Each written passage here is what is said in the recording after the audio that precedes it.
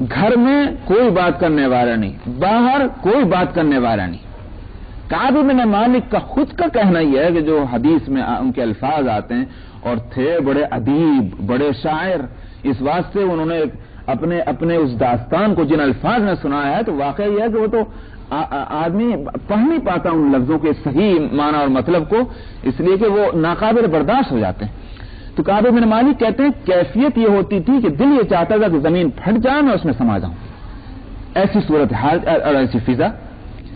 اس وقت ایک اور آزمائش ہوئی، یہ آزمائشیں چل رہی ہیں، ایک اور آزمائش ہوئی کہ حجاز مقدس کے شمال میں ایک اسٹیٹ تھی، ریاست تھی، اور وہاں ایک قوم رہا کرتی تھی عرب کرسچین کی، جن کو غسان کہتے تھے، قبیلہ غسان۔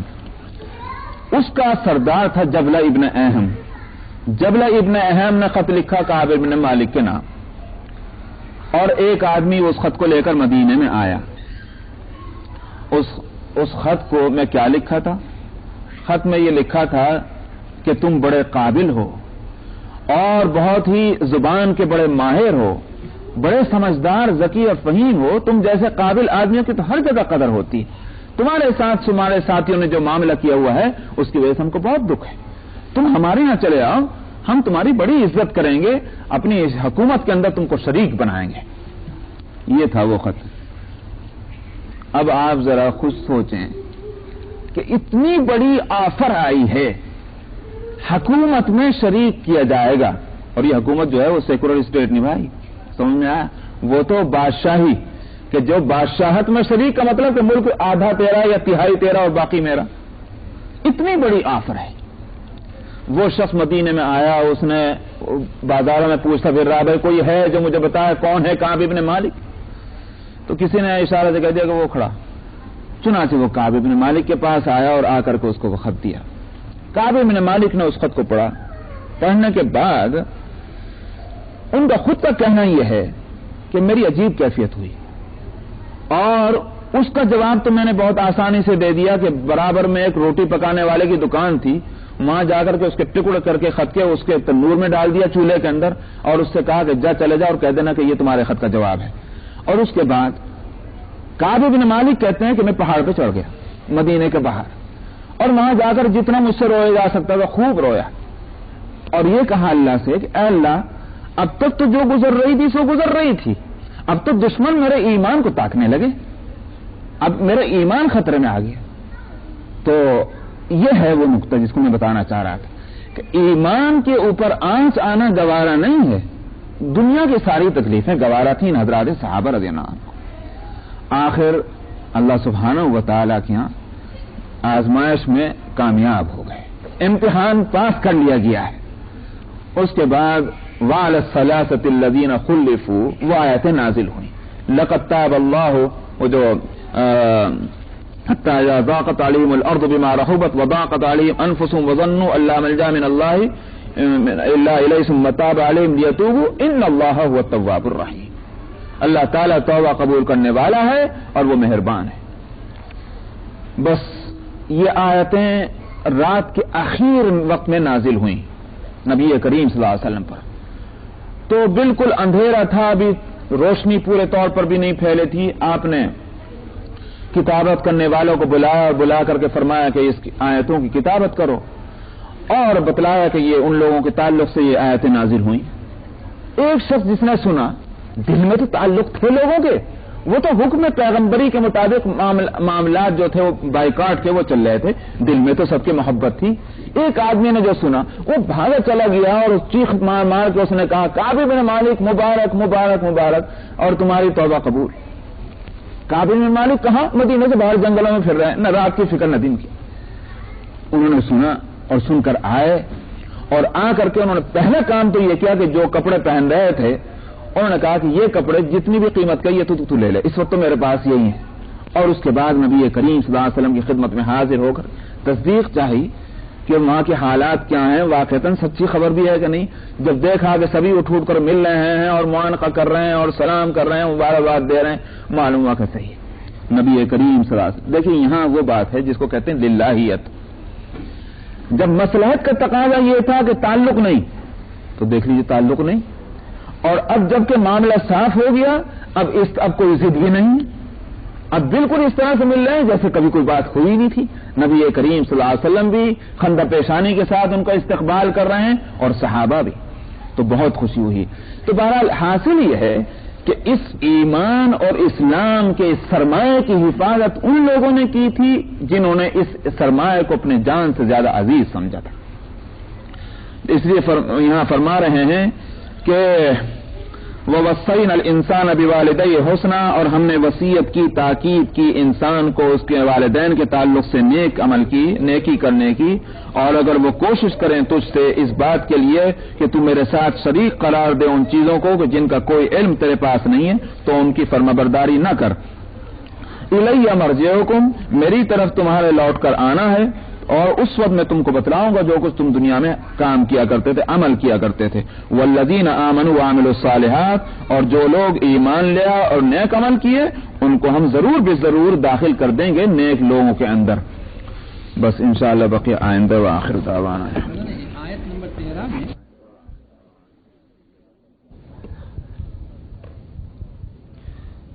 सफ़ा नंबर 415 सूरा अल-अनकबूत आयत नंबर 10।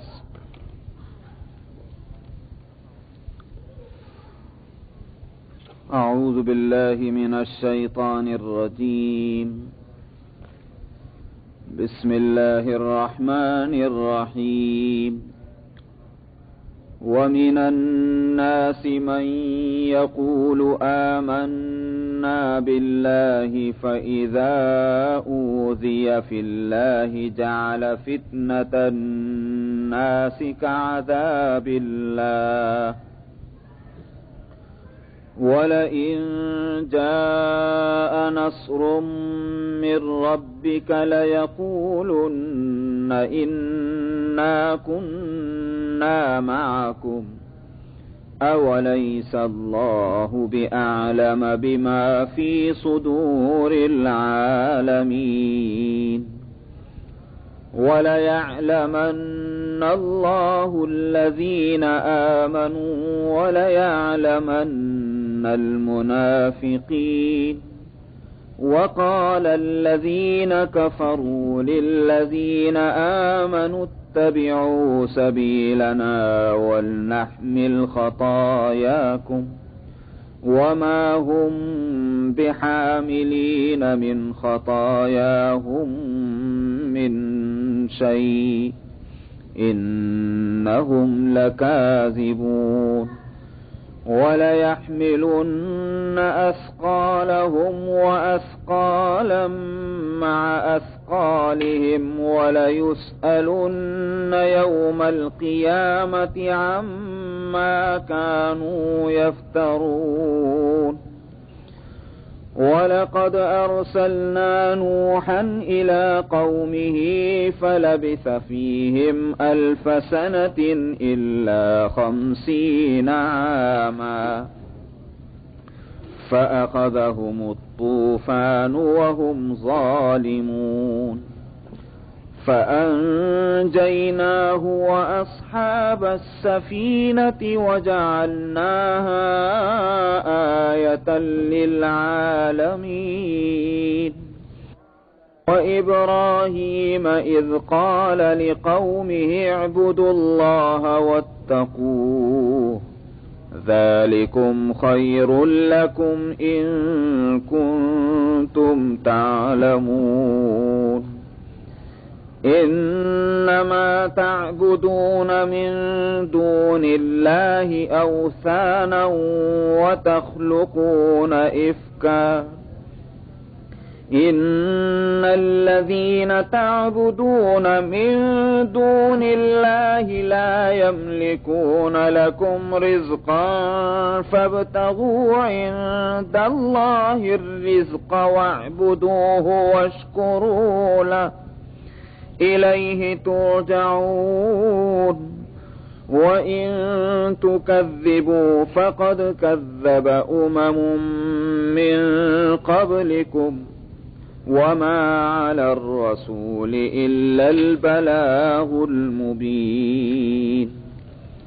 المبين أولم يروا كيف يبدئ الله الخلق ثم يعيده إن ذلك على الله يسير قل سيروا في الأرض فانظروا كيف بدأ الخلق ثم الله ينشئ النشأة الآخرة إن الله على كل شيء قدير يعذب من يشاء ويرحم من يشاء وإليه تقلبون وما أنتم بمعجزين في الأرض ولا في السماء وما لكم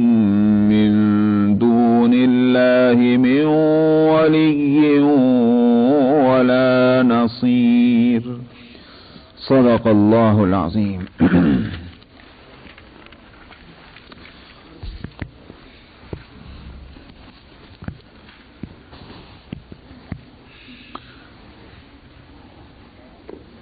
اس صورت میں بات چل رہی ہے ان مسلمانوں کے تعلق سے کہ جن پر دباؤ پڑ رہا ہے اسلام کے چھوڑنے کا. ظاہر ہے کہ جب کوئی جماعت وجود میں آتی ہے اور کوئی سوسائٹی بنتی ہے تو اس میں ہر طرح کے لوگ ہوتے ہیں. جہاں کچھ پکے ہوتے ہیں وہاں کچھ کچے بھی ہوتے ہیں، کچھ ایکٹیو ہوتے ہیں بڑے مضبوط اور تھوڑے کچھ کمزور بھی ہوتے ہیں.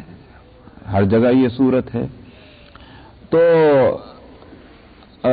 حضرات صحابہ رضی اللہ عنہم میں بھی کم از کم اس وقت کہ جس وقت اسلام کا قبول کرنا اس وقت کی میجارٹی کے نزدیک بہت بڑا جرم بن چکا تھا، تو بڑے دل گردے کی بات تھی کہ اسلام قبول کرے اور اسلام پر جمے رہے. کچھ ان میں وہ بھی تھے کہ ذرا پریشانی زیادہ ہو گئی تو کچھ ڈھیلے پڑ گئے، اور جب پریشانی ختم ہو گئی تو پھر اپنی اسی اسلام پر آ گئے. ایسے بھی تھے. لیکن میں نے جیسے عرض کیا کہ یہ ہر دور میں ہوتا رہا ہے، تو ہر دور میں اس بات کو گوارا کیا جا سکتا ہے، مگر اس دور میں نہیں. کیوں؟ اس لیے کہ اس دور میں دراصل اس اسلام کے اس درخت کو تو جمانا ہے. اگر ابھی طوفانوں کی نظر ہو گیا یہ درخت تو آگے پروان کیسے چڑھے گا؟ اسی واسطے آج کے زمانے میں جو چیزیں معافی کے قابل ہو سکتی ہیں ان دنوں میں انہی چیزوں پر مؤاخذہ ہوا، پکڑ ہوئی ہے. اور اسی سے وہ حدیث کا وہ مفہوم بھی سمجھ میں آتا ہے کہ نبی کریم صلی اللہ علیہ وسلم نے فرمایا حضرات صحابہ رضی اللہ عنہم کو خطاب کر کے کہ اس وقت تم لوگ جس حالت میں ہو، دین کا اگر 10واں حصہ تم نے چھوڑ دیا تو ہلاک ہو جاؤ گے. اور ایک زمانہ تمہارے بعد آنے والا ہے کہ اگر دین کے 10ویں حصے پر عمل کر لیا تو نجات پا جائیں گے، جس کی میں پہلے وضاحت میں کر چکا ہوں کیا مطلب ہے 10ویں حصے کا، تو لہذا میں اس کو نہیں لوٹاتا آج. لیکن بتانا یہ ہے کہ یہ فرق کیوں ہے زمانے کا. فرق یہ ہے کہ آج کا زمانہ اپنے اس نیچرل وے میں جا رہا ہے کہ سوسائٹی کے اندر، کمیونٹی کے اندر کمزور اور ایکٹیو ہر طرح کے لوگ ہوتے ہیں. اس مزاج کو انسانوں کا نہیں بدلا جا سکتا. مگر وہ زمانہ جو ہے وہ زمانہ اس اعتبار سے بڑا امپورٹنٹ ہے اور بڑا نازک ہے کہ اس وقت اس پودے کو جمانا ہے. اگر اس میں ذرا بہت کمزوریاں، آپ دیکھتے ہیں آم کا درخت جو لگاتے ہیں جو لوگ، وہ اس کی جتنی احتیاط شروع میں کرتے ہیں جب وہ بڑھ جاتا ہے پھر اس کی احتیاط کی ضرورت نہیں. جب پودا لگایا جاتا ہے آم کا تو اس وقت کسان یا باغبان اس کی بڑی دیکھ ریکھ کرتے ہیں کہ سردی کا اثر اس پر نہ ہو جائے اور اس پر جو ہے شبنم اور پالا نہ پڑ جائے اور برف اور سنو نہ پڑ جائے. اگر ان میں سے کوئی چیز بھی پڑے گی وہ درخت برباد ہو جائے گا. کبھی بھی پروان نہیں چڑھے گا. لیکن جب خاص ایک قد و قامت اس کو مل جائے اور تھوڑا سا اوپر بڑھ جائے اور اس کا تنا بن جائے, اور اس کے بعد چاہے سردی پڑو یا پالا پڑو, اس پر کوئی فرق نہیں پڑتا, درخت بن چکا ہے, اب اس کو کوئی ہلائے گا نہیں. ٹھیک اسی طرح سے سوسائٹی بھی اور کمیونٹی کا حال ہے. ابتدائی میں اگر اس کو کیڑے لگ جائیں تو اس کے تنا ہے ہی کتنا, ایک کیڑا بھی اس کو صاف کر جائے گا. لیکن بڑا جب درخت بن جائے گا تو پھر اس کو تھوڑے بہت کیڑوں کی تکلیفوں کو وہ برداشت کر لے جائے گا اور آفتوں کو جھیل جائے گا. اس لیے اس زمانے میں ایمان اور اسلام کے تعلق سے ادنا درجے کی کمزوری کو بھی برداشت نہیں کیا گیا. تو جو کمزور تھے ایمان والے, اور جہاں مصیبتیں آئیں تو ذرا پیچھے ہٹ گئے, اور جہاں مصیبتیں دور ہوئیں اور دیکھا کہ اب کوئی آفت نہیں تو مسلمانوں کے ساتھ لگ گئے, ان کی گرفت کی جا رہی ہے کہ تمہاری یہ بات جو ہے یہ چلنے والی نہیں ہے, اس کو ہم برداشت نہیں کریں گے. تو فرمانا ہے کہ وَمِنَ النَّاسِ مَن يَقُولُ, لوگوں میں کچھ وہ ہیں کہ جو کہتے ہیں کہ ہم ایمان لے آئے اللہ پر, دعویٰ کرتے ہیں ایمان کا. فَإِذَا أُوذِيَ فِي اللَّهِ, جب اللہ کے معاملے میں ان کو تکلیف میں مبتلا کیا جاتا ہے, جعل فتنۃ الناس کعذاب اللہ, اب لوگوں کی طرف سے آئی ہوئی تکلیف کو اللہ کے عذاب کے ہم درجہ بنا دیتے ہیں. کیا مطلب؟ اسلام کیوں قبول کیا تھا؟ اللہ کے عذاب سے بچنے کے لیے, وہاں کی تکلیفوں سے نجات پانے کے لیے. اور اب دنیا کی تکلیف جب سامنے آئی تو تم کہتے ہو کہ ہم جو ہے یہ تو ہم جس تکلیف سے بچنا چاہتے ہیں وہ تکلیف تو یہاں بھی ہے. تو اس کا مطلب یہ ہوا کہ اللہ کے عذاب کو اور دنیا والوں کی تکلیفوں کو تم نے ایک جیسا کہہ دیا. حالانکہ دنیا کی تکلیفیں چاہے کتنی بھی تکلیف دہ ہو, مصیبتیں چاہے کتنی بھی تکلیف دہ ہوں, لیکن اس مصیبت کے مقابلے میں ان کی کوئی حیثیت نہیں کہ جو عذاب کی صورت میں اللہ کی طرف سے ملنے والی ہے. تو جعل فتنۃ الناس کعذاب اللہ, انہوں نے سوئی کے چبھانے اور گردن کے قلم کرنے کو ایک ہی درجہ قرار دے دیا. تکلیف اس میں بھی ہے اور تکلیف اس میں بھی ہے, مگر کون دنیا میں دیوانہ وہ ہے کہ جو یوں کہہ سکتا ہے کہ سوئی کا چبھانا اور تلوار سے گردن کا اڑا دینا دونوں ایک ہی درجہ ہے؟ ظاہر ہے کہ ایسا نہیں. تو ٹھیک اسی طرح سے لوگوں سے آج ایمان کی راہ میں جو تکلیفیں پہنچ رہی ہیں, بلا شبہ یہ تکلیف ہے, مگر تم نے ایمان اور اسلام کا دعویٰ کیا, کیوں کیا تھا, کیوں قبول کیا تھا؟ اس لیے کہ عذاب خداوندی سے بچنا تھا. اس سے تم اب بھی نہ بچ سکو گے اگر تم اس طرح ہچر مچر کرتے رہو گے. تو یہ اصل بات یہ کہ آج ہم لوگوں کے واسطے ہے یہ مسئلہ. آج ہماری حالت دیکھیے تو ہم اسلام پر کتنا عمل کر رہے ہیں. میں بھی اچھی طرح جانتا ہوں, آپ میں سے ہر آدمی اپنی جگہ جانتا ہے. کیوں عمل نہیں کر رہے ہیں؟ ایک ہی بات ہے کہ دنیا کی تکلیفیں ہم سے برداشت نہیں ہوتی, یہی تو ایک وجہ ہے نا. تو جعل فتنۃ الناس کعذاب اللہ, ہم نے دنیا کی تکلیفوں کو اللہ کے عذاب کے جیسا قرار دے لیا. یہ تکلیفیں برداشت ہو سکتی ہیں, لیکن وہ تکلیف تو کسی سے بھی برداشت نہیں ہوگی. یہاں کیا آپ سمجھتے ہیں کہ ساری دنیا آرام سے ہے؟ نہیں. لیکن کیا ان تکلیفوں میں پڑ کر کوئی ہلاک ہو جاتا ہے؟ نہیں. یہ تکلیفیں اللہ تعالیٰ نے دنیا میں رکھی ہیں, وہ اتنی درجے میں رکھی ہیں جس درجے میں انسان ان کو برداشت کر سکتا ہے, لیکن وہاں کی تکلیف جو ہے وہ ناقابل برداشت. تو اس واسطے ان دونوں کو ایک درجہ نہیں دے سکتے. ہمیں یہ سوچنا ہے کہ ہم نے اسلام کے جو ٹکڑے کیے ہوئے ہیں اور اسلام کے جو ہم نے بخیے ادھیڑی ہیں اور ان کو تیا پانچا کیا ہے, اور اس لیے کہ ہم کو دنیا کی تکلیف جو ہے وہ ہم سے برداشت نہیں ہوتی اور دنیا کا نفع ہم سے نہیں چھوڑا جاتا. سوال یہ کہ وہاں کا کیا بنے گا, وہ جو اللہ کا عذاب ہمارے لیے ہے اس کا کیا بنے گا. اصل ڈرنے کی چیز وہ ہے. فرمایا کہ جعل فتنہ فإذا أوذي في الله, جب اللہ کے معاملے میں تکلیف ان کو ہوتی ہے تو یہ لوگوں کے فتنے کو, لوگوں کی آزمائش کو کر دیتے ہیں اللہ کے عذاب کے جیسا. اور اگر آ جائے کہیں مدد آپ کے رب کی طرف سے, لَيَقُولُنَّ إِنَّا مَعَكُمْ, تو پھر وہ کہتے ہیں اجی ہم تو آپ کے ساتھ ہی تو ہیں, دیکھو ہم بھی تو مسلمان ہیں, ہم نے کلمہ پڑھا تھا کہ نہیں پڑھا تھا. تو پھر یوں کہہ دیتے ہیں ہم آپ کے ساتھ ہیں. تو اس کا مطلب یہ ہے کہ میٹھی میٹھی میں ساتھ ہیں, کڑوے کڑوے میں ساتھ نہیں. تو ظاہر ہے کہ ایسوں کا کیا اعتبار, ایسوں سے گاڑی کیسے چلے گی؟ گاڑی تو ایسے لوگوں سے چلانی ہے کہ جو اچھے اور برے, گرم اور سرد, تنگی اور ترشی ہر حالت میں ساتھ ہوں. دراصل انہی سے اس گاڑی کو چلوانا ہے. اَوَلَيْسَ اللَّهُ بِأَعْلَمَ بِمَا فِي صُدُورِ الْعَالَمِينَ, دنیا والوں سے چھپا سکتے ہو, اللہ میں ایسا نہیں چھپے گی. کیا اللہ تعالیٰ جو دنیا والوں کے سینوں میں جو کچھ ہے کیا اس سے واقف نہیں ہے؟ واقف ہے. تو اللہ سے کہاں چھپاؤ گے تم کہ تمہارا ایمان ہے یا محض ایک بزنس کر رہے ہو تم ایمان کے نام پر؟ وَلَيَعْلَمَنَّ اللَّهُ الَّذِينَ آمَنُوا وَلَيَعْلَمَنَّ الْمُنَافِقِينَ. اللہ میاں ضرور بھی ضرور پتہ چلائے گا ایمان والوں کا، اور ضرور بھی ضرور پتہ چلائے گا منافقین کا. یہ نفاق ہے، تو نفاق کو بھی الگ کرنا ہے، اخلاص کو بھی الگ کرنا ہے. یہ چھانٹنا ہے ہمیں. اور اس کا ایک ذریعہ دنیا میں مصیبتوں ہی سے پرکھا جاتا ہے انسان، ورنہ راحتوں میں تو دشمن بھی اپنے بن جاتے ہیں. سمجھ میں آیا؟ اگر خوب کھانے کو دیتے رہیے، آپ ضیافتیں کرتے رہیے، تو جن سے آپ کی دشمنی وہ بھی دوست بن جائیں گے اس وقت. تو ہاں، دیکھنا ہی ہے کہ مصیبت میں کون ساتھ دیتا ہے اور کون ساتھ چھوڑتا ہے.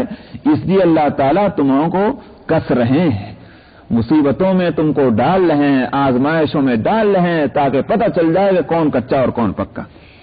وقال الذين كفروا للذين آمنوا اتبعوا سبيلنا ولنحمل خطاياكم.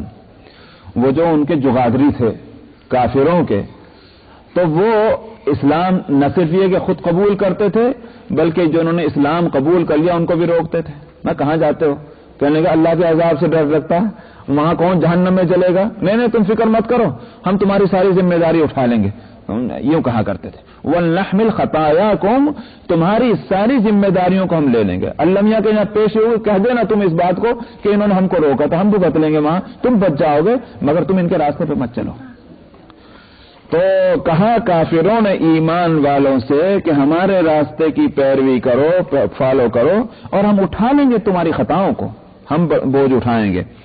وما هم بحاملین من خطاياهم من شيء، فرمایا کوئی کسی کا بوجھ نہیں اٹھایا کرتا، یہ ان کی خطاؤں کا بوجھ نہیں اٹھائیں گے. وما هم بحاملین، اسی لیے قرآن شریف میں دوسری جگہ وہ آیت گزر چکی ہے سورہ بنی اسرائیل کے دوسرے رکوع میں، جو فرمایا تھا کہ لا تزر وازرۃ وزر اخرى، کوئی بھی کسی کا بوجھ نہیں اٹھائے گا. یعنی بوجھ نہ اٹھانے کے کیا معنی؟ یہ نہیں ہوگا کہ آپ تو سبکدوش ہو گئے، آپ تو فری ہو گئے اور میں نے آپ کا بوجھ اٹھا لیا، یہ نہیں ہوگا وہاں. تو فرمایا کہ وما هم بحاملین من خطاياهم من شيء، اور یہ نہیں ان کی خطاؤں کا بوجھ اٹھائیں گے کچھ بھی، من شيء انہم لکاذبون، یہ جھوٹے ہیں جو یوں کہہ رہے ہیں کہ ہم بوجھ اٹھا لیں گے، لہذا ان کی بات نہیں سننی چاہیے. آگے فرماتے ہیں وَلَيَحْمِلُنَّ أَثْقَالَهُمْ وَأَثْقَالًا مَا أَثْقَالِهِمْ، ضرور بھی ضرور یہ بوجھ اٹھائیں گے اپنا بھی اور بوجھ اٹھائیں گے ان کا بھی. پہلے تو انکار کیا کہ ان کا بوجھ نہیں اٹھائیں گے، اب آگے کہتے ہیں کہ اپنا بھی اٹھائیں گے اور دوسرا کا بھی اٹھائیں گے. تو اب ان دونوں میں تضاد نہیں ہے. میں نے اسی لیے ایک لفظ بولا ہے، اور وہی بولا ہے کہ اس طرح بوجھ نہیں اٹھائیں گے کہ صاحب وہ فری ہو جائیں، اس طرح بوجھ نہیں اٹھائیں گے، بلکہ یہ ہے کہ ایک بوجھ تو اپنا کہ خود برائی پر ہیں، اور ان کا بوجھ اس اعتبار سے کہ ان کو برائی کی تلقین اور تعلیم پہ کر رہے تھے، یہ بوجھ بھی تو ہوگا. تو معلوم یہ ہوا کہ خود برائی کرنا تو برا ہے ہی، برائی کا راستہ کھولنا، دوسرے کو برائی کی دعوت دینا، یہ بھی برائی ہے. تو اسی کو یہاں بتلایا جا رہا کہ ٹھیک ہے تم اس طرح تو بوجھ نہ اٹھاؤ گے کہ یہ فری ہو جائیں، اگر یہ برائی کریں گے تو ان کو گناہ ملے گا، مگر تمہیں ڈبل ملے گا. کیوں ڈبل ملے گا؟ اپنی برائی کا بھی اور ان کی برائی کا بھی، اور ان کو ضرور ملے گا اس لیے کہ انہوں نے برائی کی. تو دو برائیاں ہیں تو دو سزائیں، ایک برائی ہے تو ظاہر ہے کہ ایک سزا. ان کی ایک برائی ہے کہ انہوں نے برائی کی، تمہاری دو برائیاں ہیں، اور وہ کیا؟ ایک تو خود برائی کرنا اور دوسرے برائی کی دعوت دینا. تو دو برائیاں ہیں تو ڈبل سزا تمہاری ہوگی، ڈبل بوجھ تم اٹھا رہے ہو. یہ ہے فرمان وَلَيَحْمِلُنَّ أَثْقَالَهُمْ، اور ضرور بھی ضرور اٹھائیں گے یہ اپنے بوجھ کو بھی، وَأَثْقَالًا مَا أَثْقَالِهِمْ، اور بوجھ دوسرا اپنے بوجھ کے ساتھ بھی دوسرا بوجھ. وَلَيُسْأَلُنَّ يَوْمَ الْقِيَامَةِ عَمَّا كَانُوا يَفْتَرُونَ، اور اوپر سے مزید تیسری ایک اور بات بھی ہوگی، اور تیسری بات جس کو آگے فرمایا، قیامت کے دن ان سے پوچھا جائے گا دنیا میں جھوٹی باتیں کیوں کر رہے تھے، تم کون ہوتے تھے کسی کے لیے بوجھ اٹھانے کی ذمہ لینے والے؟ اب بوجھ بھی اٹھاؤ اور اس کا بھی جواب دو کہ تم نے جھوٹ کیوں بولا تھا. یہ تیسری برائی ہوئی کہ حالانکہ ہم کسی کا بوجھ نہیں اٹھا سکتے، مگر دوسرے کو مطمئن کرنے کے واسطے ایک سادہ لو انسان کو، ایک نیک انسان کو ہم نے گمراہ کیا غلط تر باتیں کر کے، تو یہ تیسرا ہمارا قصور ہو جائے گا. تو ضرور بھی ضرور پوچھا جائے گا قیامت کے دن ان باتوں کے تعلق سے جو یہ گھڑا کرتے تھے. آگے قرآن پاک کی جو ایک عادت ہے، اور وہ یہ کہ جب کوئی نصیحت کرتا ہے اور قیامت میں جو کچھ گزرے گا اس کو بتاتا ہے، تو اسی کے ساتھ پچھلی قوموں پر جو کچھ ہو چکا اس کو بھی سامنے لاتا ہے، تاکہ میں نے کہا پہلے میں نے بتایا تھا کہ اصل میں انسان کا ٹھیک وہی مزاج ہے جو خربوزے کا. کہا کرتے ہیں کہ خربوزے کو دیکھ کر رنگ پکڑتا ہے. تو اسی طرح سے انسان جو ہے وہ بھی انسانوں کو دیکھ کر رنگ پکڑتا ہے. اچھے انسانوں کی صحبت مل گئی یا اچھے انسانوں کے حالات سنے تو اچھائی کا جذبہ دل میں پیدا ہوتا ہے. اور اگر برے انسانوں کی صحبت ملی یا برے انسانوں کے حالات پڑھتا ہے تو اس سے دلوں کے اندر برائی کے جذبات پیدا ہوتے ہیں. اسی واسطے جہاں عقل مندوں نے، بزرگوں نے، علماء نے اچھی صحبتوں کو اختیار کرنے کی ہدایت دی ہے، اور وہ ہدایت جو قرآن پاک سے لی گئی ہے. خود قرآن پاک میں نبی کریم صلی اللہ علیہ وسلم کو ہدایت ملی جو خود اچھے اور ساری اچھائی کا مرکز ہیں. جی دنیا میں اچھائی ہمارے پاس کہاں سے آئی؟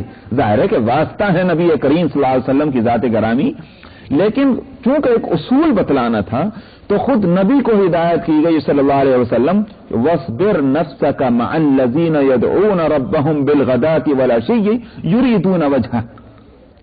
آپ اپنے کو جمائے رکھیے کہ لوگوں کے ساتھ، ان لوگوں کے ساتھ جو اپنے رب کو اس کی خوشنودی کے واسطے صبح و شام اس کو پکارتے ہیں، یعنی اللہ والے لوگ جو ہیں، اللہ والے لوگ، اللہ کا کام کرنے والے، اللہ کو یاد کرنے والے لوگوں کے ساتھ آپ رہا کیجئے.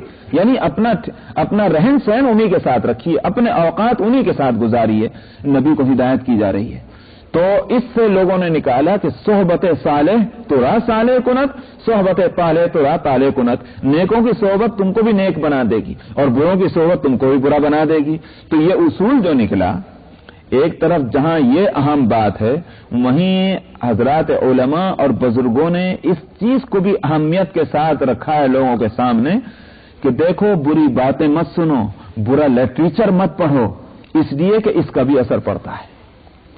سمجھ میں آئے؟ اچھی کتابیں آپ پڑھیں گے تو اچھی باتیں آپ کی آنکھوں کے سامنے آئیں گی، اچھی باتیں آپ کے دماغ میں اور دل میں آئیں گی تو آپ کے اندر اچھائیوں کا جذبہ پیدا کریں گی. بزرگوں کے واقعات پڑھیے، صحابہ کے واقعات سنیے، اس سے دلوں کے اندر اگر آپ محسوس کریں گے کہ یہ خواہش پیدا ہوگی کاش میں بھی ایسا ہو جاؤں، کاش میں بھی یہ کام کر لوں. اور اگر وہ کام ایسا ہوا کہ آپ سمجھتے ہیں کہ میں تو کر سکتا ہوں یہ کام، تو آپ کرنے کھڑے ہو جائیں گے فوراً کہ بھئی یہ کام تو میں بھی کر سکتا تھا، کیوں نہ کروں یہ کام، اس لیے کہ فلاں آدمی اچھا بنا ہے ان کاموں کی وجہ سے تو میں بھی اچھا بنوں. تو اچھے لوگوں کا تذکرہ اچھائی کا جذبہ دل میں پیدا کرتا ہے، اور برے لوگوں کا یا بری باتوں کا تذکرہ برائی کا جذبہ پیدا کرتا ہے. اس لیے بے حیائی اور فحش اور گویا یوں کہیے کہ حیا سوز قسم کے واقعات اور گانے اور اسی طرح شعر، اس کو پڑھنے کو منع کیا. محض شعر پڑھنا، محض قصہ سنانا یہ برا نہیں ہے. نعت کوئی پڑھتا ہے، قصیدہ کوئی پڑھتا ہے، حمد کوئی پڑھتا ہے، اس میں کوئی اشکال نہیں. اشکال ہے اور ممانعت ہے ایسے شعر کہنے میں، ایسی حکایتیں اور اسٹوریز بیان کرنے میں کہ جس سے اخلاق جو ہے برباد ہوتے ہیں، ان سے منع کیا گیا. تو اس لیے قرآن پاک گزشتہ قوموں کے واقعات کیوں بیان کرتا ہے؟ اس لیے بیان کرتا ہے کہ اچھے اور برے کے تعلق سے تمہارے دل میں یہ جذبات پیدا ہو جائیں کہ جو برے لوگ تھے ہمارے بھائی بہن، انہوں نے اگر برائی کی تو اس کا نتیجہ ان کے سامنے آیا. جو اچھے لوگ تھے جنہوں نے اچھائی کو اپنایا، دیکھو وہ کس طرح سے کامیاب ہوئے. کیوں نہ ہم بھی غلط راستے کو چھوڑ کر اچھے راستے پر چلیں. تو اس سلسلے میں واقعہ بیان ہو رہا ہے حضرت نوح علیہ الصلوۃ والسلام کا، جو متعدد صورتوں میں بھی بیان ہو چکا، کہیں مختصر اور کہیں مفصل. فرمایا کہ ہم نے بھیجا ہے نوح کو اس کی قوم کی طرف. تو کیا ہوا؟ فَلَبِثَ فِيهِمْ أَلْفَ سَنَةٍ إِلَّا 50 عَامًا. ٹھہرا نوح اپنی قوم کے اندر 50 کم ہزار سال، 950 سال، 950 سال تک حضرت نوح علیہ الصلوۃ والسلام نے گویا ان میں کام کیا، تبلیغ کی ہے. اب یہ کہ آیا ان کی عمر بھی اتنی ہی تھی یا کام کی مدت اتنی ہے؟ یعنی کام کی مدت کا مطلب یہ ہے کہ اتنے دن کی تبلیغ کے بعد پھر مزید زندہ رہے، یا اس سے نبوت سے ملنے سے پہلے کتنا عرصہ ان کو زندگی ملی. قرآن اس کو نہیں بتلاتا. اسی واسطے اندازہ یہ ہے کہ جیسا کہ عادت ہے اللہ سبحانہ و تعالی کی کہ کسی کو نبی بچپن ہی میں نہیں بناتے. حضرت عیسیٰ علیہ الصلوۃ والسلام کے لیے البتہ مفسرین کلام کرتے ہیں، یہ تو پہلے میں اس بات کو پورا کر لوں کہ اللہ سبحانہ و تعالی نبیوں کو نبوت عطا جو فرماتے ہیں وہ جب وہ اچھی طرح جوان ہو جاتے ہیں، عقل اور شعور کی پختگی کے عمر کو پہنچ جاتے ہیں. اسی واسطے نبی کریم صلی اللہ علیہ وسلم کو نبوت ملی 40 برس کی عمر میں. 40 سال کی عمر ہو گئی، اب سارے قوا کو میں ٹھہراؤ پیدا ہو گیا، جذبات میں ٹھہراؤ پیدا ہو گیا، اب نبوت ملی. کیونکہ میں پہلے بھی بتلا چکا ہوں کہ اس عمر میں آ کر کے عقل آگے جذبات پیچھے ہوتے ہیں، اور اس سے پہلے جب نوجوانی ہوتی ہے تو جذبے آگے عقل پیچھے ہوتی ہے. تو اس لیے جب یہ ہوا کہ جذبات کے ٹھہراؤ اور عقل کی پختگی کا وقت آیا تو اس وقت نبوت سے سرفراز کیا گیا. عام انبیاء کے لیے یہی ہے. اس پر مجھے یاد آ رہا ہے کہ حضرت عیسیٰ علیہ الصلوۃ والسلام کے واسطے اصل میں مفسرین کلام کرتے ہیں، اور کلام کی ایک بنیاد تو ہے یہ کہ چونکہ مشہور یہ ہے کہ ان کو جو اٹھایا گیا تھا آسمان پر اس وقت ان کی عمر 33 سال تھی، تو اس کا مطلب یہ ہے کہ نبوت اس سے پہلے مل چکی تھی. ایک تو یہ تو شہرت کی بنیاد ہے. لیکن اس کے علاوہ ایک اور بحث کی بنیاد، اور وہ ہے قرآن شریف میں ایک واقعہ جو قرآن شریف میں ذکر کیا گیا. اور وہ کیا کہ حضرت عیسیٰ علیہ الصلوۃ والسلام گود میں ہیں حضرت مریم کے، بالکل بچپن میں ہیں. لوگوں نے تانے دینے شروع کیے حضرت مریم کے گود میں بچہ دیکھ کر کہ ایک بزرگ کی اولاد ہو کر کے، ایک بزرگ کی بیٹی ہو کر یہ کہاں سے لائی ہے تو بچہ. تو جو انہوں نے چیخ پکار شروع کی تو حضرت مریم تو پہلے ہی سے پریشان تھی، کیا گزرے گی میرے اوپر. لیکن اللہ تعالیٰ نے ان کی تسلی فرمائی تھی کہ تو مت بات کرنا، تو اپنا روزہ رکھ لینا بولنے کا، اور باقی ہم دیکھ لیں گے کیا ہوتا ہے. چنانچہ جب لوگوں نے یہ سب باتیں کی تو حضرت مریم علیہ السلام نے بیٹے کی طرف اشارہ کر دیا، اسی سے پوچھ لو، مجھ سے کہاں کو پوچھتے. تو اب لوگوں نے کہا کہ ہم اس بچے سے کہاں سے پوچھیں، کیا پوچھیں اس بچے سے، یہ دودھ پیتا بچہ ہے. تو فاشارت الیہ قالوا کیف نکلم من کان فی المہد صبیا. حضرت مریم نے تو اشارہ کر دیا، تو وہ کہنے لگے ہم اس سے کیسے بات کریں اس بچے سے.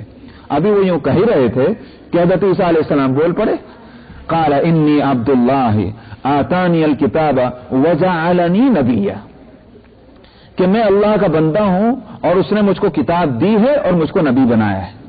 یہ ہے وہ چیز کہ سوال یہ ہے کہ ابھی تو یہ بچپن میں ہے، ابھی کہاں سے نبی بن گئے. نبوت تو ملتی ہے جوانی میں، تو کیا حضرت عیسیٰ علیہ السلام پیدائشی نبی تھے؟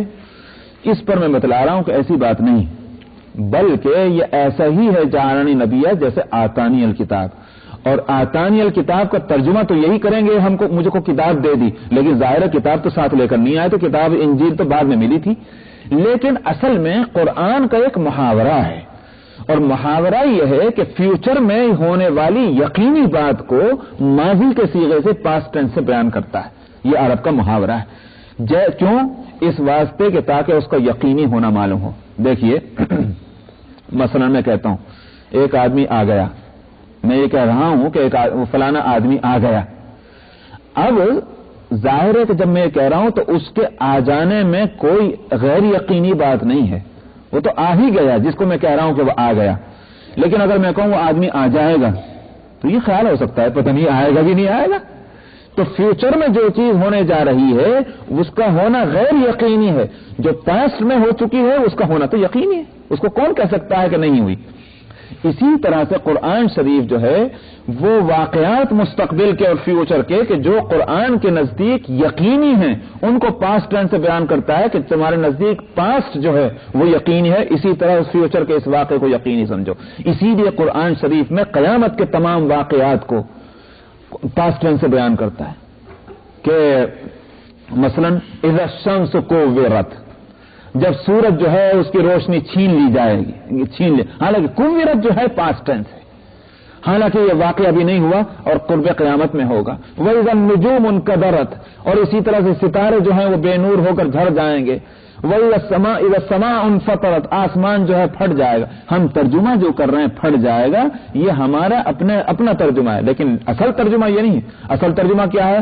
سورج بے نور ہو گیا، ستارے جھڑ گئے اور جب آسمان پھٹ گیا، یہ ہے ترجمہ اصل. لیکن حالانکہ ابھی یہ واقعہ ابھی نہیں ہوا، ہوگا آگے چل کر کے، مگر قرآن پاسٹ ٹینس سے اس لیے بیان کرتا ہے کہ یہ معلوم ہو جائے کہ یقینی ہے. تو اسی طرح سے حضرت عیسیٰ علیہ الصلوۃ والسلام نے جو یہ بات کہی کہ جعلنی نبیہ، اگرچہ ابھی نبی نہیں بنائے گئے لیکن نبی بنائے جانا ان کا یقینی تھا. یہ خود سے تھوڑی بول رہے ہیں، وہ تو بلوا رہے ہیں اللہ میاں، ورنہ بچے کہیں دنیا میں بولا کرتے ہیں. تو اس واسطے چونکہ اللہ تعالیٰ بلوا رہے ہیں تو جو چیز آگے یقینی ہونے جا رہی ہے اس کو پاسٹ ٹینس سے بیان کیا. تو اس کا یہ مطلب نہیں کہ نبوت مل چکی ہے، نبوت البتہ آگے چل کر ملے گی. تو یہ تو ہو گیا اس آیت کا مطلب. لیکن رہ گئی یہ شہرت کہ ان کو اٹھایا گیا تھا آسمان پر جبکہ ان کی عمر 33 سال کی تھی. یہ محض ایک روایتیں ہیں اسرائیلیات کی، اور اس پر کوئی چیز کوئی یوں کہیے کہ یقینی طور پر نہیں کہی جا سکتی کہ 33 سال کی عمر یقیناً تھی ان کی. شہرت ہے، اس کے لیے کوئی مضبوط دلیل نہیں ہے. اچھا صاحب، دوسری بات یہ ہے کہ اگر ثابت بھی ہو جائے کہ حضرت عیسیٰ علیہ السلام کو 33 سال کی عمر میں اٹھایا گیا تو یہ کہا جائے گا کہ یہ خصوصیت ہے حضرت عیسیٰ علیہ السلام کی، عام قاعدے سے ہٹ کر ان کو نبوت اس عمر سے پہلے دے دی، کیونکہ ان کو اس سے پہلے ان کو اٹھانا تھا جوانی کے اندر آسمان پر. اور جس وقت وہ دنیا میں آئیں گے تو وہ اس وقت دنیا میں جوانی کی عمر میں نہیں آئیں گے، دنیا میں آئیں گے ادھیڑ عمر میں، جوانی کے اندر نہیں آئیں گے، ادھیڑ عمر میں آئیں گے دنیا میں. تو کہل کا لفظ جس کو عربی میں کہتے ہیں کہل، قرآن شریف میں جو ان کے تعلق سے آیا کہ وہ اسی طرح سے بات کرتا ہے کہ جس طرح سے یہ کہولت کے زمانے میں ادھیڑ عمر میں بات کرے گا. تو دنیا میں جب تشریف لائیں گے قیامت سے پہلے اس وقت ان کی عمر ہوگی ادھیڑ، اور جب اٹھایا گیا تو ان کو نوجوانی میں. یہ جو ہزاروں سال کا فاصلہ ہوگا یہ ہمارے اعتبار سے ہزاروں سال ہوں گے، لیکن اس عالم کے اعتبار سے وہ اتنا ہی فاصلہ ہوگا کہ جوانی میں اٹھایا اور ادھیڑ عمر ان کی بنی. سمجھ میں آیا نہیں بات یہ؟ تو جیسے میں پہلے شاید یاد پڑتا ہے، میں بتلا چکا ہوں کہ فلاسفہ جو قدیم ہیں وہ یوں کہتے ہیں، جس میں امام راضی بھی ہیں غالباً، وہ یوں کہتے ہیں کہ جتنے دیر میں ایک انسان ایک قدم اٹھا کر تیزی سے زمین پر ایک جگہ سے اٹھا کر دوسری جگہ رکھتا ہے، اتنی دیر کے اندر آسمان، ساتواں آسمان جو ہے آسمان ہفتم، وہ 3000 میل کا فاصلہ طے کر لیتا ہے. تو اس کا مطلب یہ ہوا کہ یہاں جو حرکت ہے زمین کے اندر اور سارا نظام جس اسپیڈ سے چل رہا ہے وہاں کا نظام اس اسپیڈ سے نہیں چلتا، اس کا بالکل مختلف نظام ہے. اور اسی لیے فرمایا گیا کہ وَإِنَّ يَوْمًا عِندَ رَبِّكَ كَأَلْفِ سَنَةٍ مِّمَّا تَعُدُّونَ، کہ اللہ کے نزدیک ایک دن اتنا بڑا ہے جتنا تمہارے دن جو ہے وہ 1000 سال کے برابر ہوتے ہیں. تو اس لیے ہمارے تو ہزاروں سال گزر جائیں گے، لیکن حضرت عیسیٰ علیہ السلام جن کو وہاں اٹھا لیا گیا ہے آسمان پر، ان کی عمر ان کے لیے کتنے دن گزریں گے؟ جوانی سے ادھیڑ عمر تک، بس اتنا گزرے گا. تو اس لیے ان کے لیے خصوصیت رہی ہوگی، واللہ عالم. تو حضرت نوح علیہ السلام کے لیے ہو سکتا ہے کہ 40 سال کی عمر میں نبوت ملی ہو، اور جیسا کہ بائبل میں ہے کہ اس کے بعد تقریباً کئی سال تک، طوفان کے بعد بھی کئی سال تک حضرت نوح علیہ السلام زندہ رہے، طوفان کے بعد بھی. اور لیکن قرآن جو ہے وہ فلبث فیہم الف سنۃ، کہ ان میں 50 کم 1000 سال رہے. بتلانا ہے طول مدت کو. طویل ترین مدت حضرت نوح علیہ السلام کو ملی ہے تبلیغ دین کرنے کے واسطے. لیکن کیا ہوا؟ فاخذہم الطوفان وہم ظالمون، ان کو طوفان نے جا پکڑا اس لیے کہ وہ ظالم تھے. کون؟ نہ ماننے والے لوگ ان کی امت میں، یعنی اتنا طویل عرصہ گزر جانے کے بعد قوم نے نہیں مانا.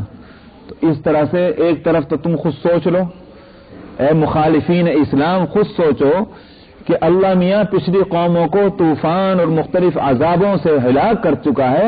تم جس راستے پر چل رہے ہو یہ راستہ کامیابی کا نہیں ہے، یہ ہلاکت کا راستہ. دوسری طرف نبی کریم صلی اللہ علیہ وسلم کو بھی تسلی دینی ہے کہ اگر آپ کو کچھ تکلیفیں پیش آئیں تو آپ نا امید نہ ہو. نوح علیہ السلام 950 سال تک قوم کا مقابلہ کر چکے ہیں، مخالفتوں کو برداشت کر چکے ہیں. اسی طرح سے مسلمانوں کو بھی تسلی ہے کہ تمہیں بھی تیار رہنا چاہیے تکلیفیں اٹھانے کو.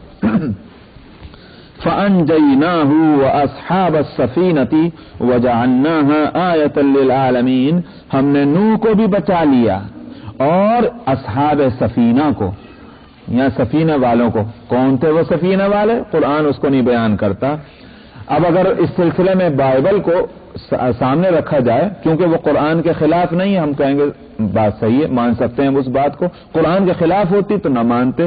مثلا بائبل کے اندر اتنا ہے کہ علاوہ انسانوں کے جو ان کی جماعت میں تھے حضرت نوح علیہ السلام کے، جن کو قرآن الذین آمنوا معہ کا لفظ بھی دوسرے کا بولتا ہے، تو اس کے علاوہ اور بھی، اور وہ کون؟ جانور. وہ اللہ کے حکم سے جانوروں کے ایک ایک جوڑے جو ہیں وہ بھی لے لیے گئے تھے. شیر، بھیڑیے، جتنے بھی تھے، درندے، چرندے، پرندے، ان سب کا ایک ایک جوڑا حضرت نوح علیہ السلام نے کشتی میں سوار کرا دیا تھا اللہ کے حکم سے. کیونکہ تباہی عام آنی تھی دنیا میں، اس لیے آئندہ نسل جیسے انسانوں کی چلنی ہے، ان چیزوں کو بھی چلنی ہوگی، تو اس واسطے ان کا ایک ایک جوڑا رکھ لیا گیا. تو اس لیے اصحاب السفینہ، میں نے کہا کہ قرآن کے خلاف نہیں، اصحاب السفینہ کشتی والے، اب کوئی بھی ہو، انسان ہو یا غیر انسان ہو، ان سب کو بچا لیا گیا. تو بائبل کے اندر تقریباً یہ ہے کہ 10 مہینے تک یہ کشتی جو ہے، یہ یوں سمجھیے کہ پانی پر جو چڑھی تھی، تو پانی سے اترنے میں، پانی کے اترنے میں 10 مہینے لگے. 10 مہینے کا عرصہ اس طرح سے کشتی میں سوار رہے حضرت نوح علیہ السلام اور اس کے ساتھ مومنین. پانی چڑھا، 40 دن تک آسمان سے بھی پانی برسا اور زمین میں بھی پانی اگلا، اور اوپر سے جو 2 دریا جو ہیں وہ پرشین گلف سے جو 2 دریا نکل رہے ہیں، ایک دجلہ اور فرات، وہ سمندر کو بھی حکم ملا کہ پانی قبول کرنے کے بجائے الٹا پھینکو پانی. تو وہ جو ہے وہ دریا جو سمندر میں گر رہے تھے، وہ گرنے کے بجائے اس نے پانی سمندر کا اور لیا، تو دریا الگ چڑھے اور زمین کا چشمے الگ ابلے اور اوپر سے پانی آسمان سے الگ گرا. 40 دن تک یہ صورت رہی، یہاں تک کہ بلند پہاڑوں کی چوٹیاں جو ہیں وہ بھی پانی میں دب گئیں. اور تب یہ کشتی جو ہے پانی ٹھہرا گیا. مہینوں اسی حالت میں 6 مہینے تک اسی طرح سے کشتی جو ہے وہ تیرتی رہی، چلتی رہی. اور تب کہیں جا کر اللہ سبحانہ و تعالی نے، اور قرآن شریف میں یہاں نہیں دوسری جگہ بیان کیا گیا کہ ان کو آگ میں، اس میں پانی میں ڈبو کر آگ میں جلایا گیا. دوسرے صورت میں یہ واقعہ اس طرح سے ہے. اور اس کی توجیہ جو کی گئی ہے وہ 2 ہیں. ایک تو یہ کہ دنیا کے اعتبار سے تو یہ پانی کا طوفان جس میں ہلاک ہوئے، اور وہ جو آگ میں جلنا ہے وہ آخرت کے اعتبار سے کہ آخرت میں ان کو جہنم کی سزا ملے گی. لیکن دوسرے مفسرین کہتے ہیں کہ نہیں، دونوں عذاب یہی تھے. اللہ تعالیٰ نے اوپر سے تو پانی میں ڈبویا اور پانی کے نیچے آگ دہکائی. آپ کہیں گے آگ اور پانی یہ کیسے جمع ہوئے؟ لیکن آپ کو معلوم نہیں ہے پانی کے اندر حرارت ہے جس کو کرنٹ کہتے ہیں. سمندر کے اندر، دریاؤں کے اندر پانی میں کرنٹ ہوتا ہے. اسی کرنٹ کو اگر بڑھا دیا جائے تو وہ آگ کا کام دے. آج کیا پانی سے آپ بجلی نہیں تیار کر رہے کہ نہیں کر رہے؟ اور بجلی کیا ہے؟ آگ ہے. لیکن پانی سے اگر دنیا میں بجلی بن سکتی ہے تو حالانکہ آگ اور پانی جمع نہیں ہوا کرتے، اللہ سبحانہ و تعالی اس پانی کے اندر اگر وہ کرنٹ ایسا پیدا کر دیں اتنی اسپیڈ سے، تو آگ کیوں نہیں پیدا ہو سکتی؟ تو اوپر پانی اور نیچے آگ، پانی میں ڈوبنا اور آگ میں جا کر جلنا، دونوں عذاب اسی دنیا کے اندر اللہ سبحانہ و تعالی نے رکھے تھے. بہرحال فَأَنْجَيْنَاهُ وَأَصْحَابَ السَّفِينَةِ، ہم نے نوح کو بچایا اور سفینے والوں کو بھی بچایا، کشتی والوں کو، اور ہم نے اس کشتی کو نشانی بنا دیا سارے جہانوں کے واسطے کہ اللہ بچائیں تو کس طرح بچاتے ہیں، اور جب تباہ کریں تو کس طرح تباہ کرتے ہیں. جسے اللہ رکھے اسے کون چکھے، اور جسے اللہ ڈبوئے اسے کون بچائے. تو یہ تماشا جو ہے ساری دنیا میں، ساری دنیا کے واسطے آپ دیکھ لیجئے. یہاں میں اس بات پہ ختم کرتا ہوں کہ دنیا کی قوموں کے اندر یہ بات تو محفوظ نہیں ہے کہ کن کن قوموں پر کیا کیا عذاب آیا، لیکن ایک چیز آج تک ساری قوموں میں محفوظ ہے کہ دنیا میں ایک طوفان آیا تھا بڑا زبردست جس نے دنیا میں تباہی مچائی تھی. سمجھا؟ یہ ساری قوموں میں یہ بات ہے. سائنٹسٹ بھی اس کو مانتے ہیں، جو طبقات الارض کے ماہر ہیں وہ بھی مانتے ہیں کہ ایک زمانے میں اس دنیا میں کوئی عظیم اس اسٹوری میں یہ ایک ہے کہ ایک طوفان آیا تھا بڑا زبردست. تو ہندوؤں کے یہاں بھی وہ چیز موجود ہے اسٹوری میں.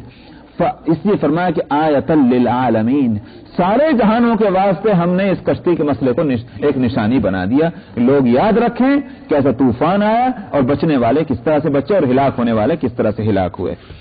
واقعی